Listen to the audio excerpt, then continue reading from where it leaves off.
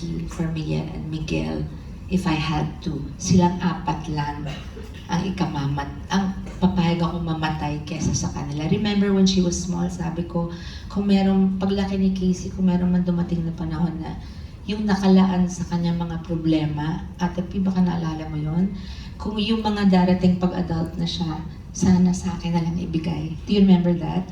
Kasi alam ko na yung strengths ko, alam ko yung capacity ko, kakayanin ko. Hindi ko alam kung kakayanin niya. So, ayaw kong masaktan yung anak ko. Yun lang. But I'm happy they're close, but I love her very, very much from the bottom of my heart. And yung mga nagbabash sa amin na yung bang mga, siguro yung mga gusto maging nanay ni Casey, o yung mga troll lang na walang magawa, o fans ng iba, o fans niya na hindi nakakaintindi, huwag kayo magdunong-dunungan kasi hindi kami yung pamilya. Ang showbiz, trabaho namin. Hindi kami showbiz na pamilya. Pag uwi, we're very decent and private. And some things have to stay within the family. So, you cannot expect me na siraan ko ang anak ko. Yes. I will never do that. Okay. And anuman, lahat ng tao nagkakamali. As long as an apology is sincere and you take accountability for it, whatever it is, this is for all my children, I will always forgive and I will always embrace you with open arms.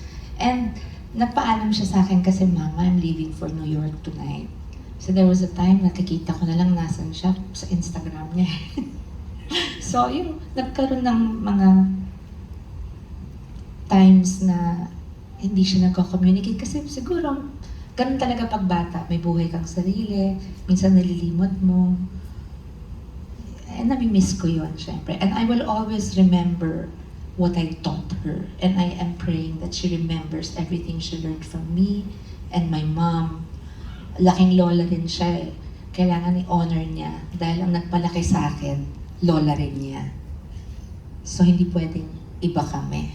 Kasi pare-pareho ang palaki ko sa mga anak ko. And I wanna apologize to Kiko and the Pangilinan clan kasi nadawit yung dahil dun sa pagka-public ng pag-unfollow. It's really just a small thing that got a bit out of hand and it's a family matter. So whatever it is, I will always support my daughter. I will always love her. And I will always be her mom and tell her what she's doing right and tell her what she's doing wrong until she is 80 and I'm still alive. I'll always be her mom.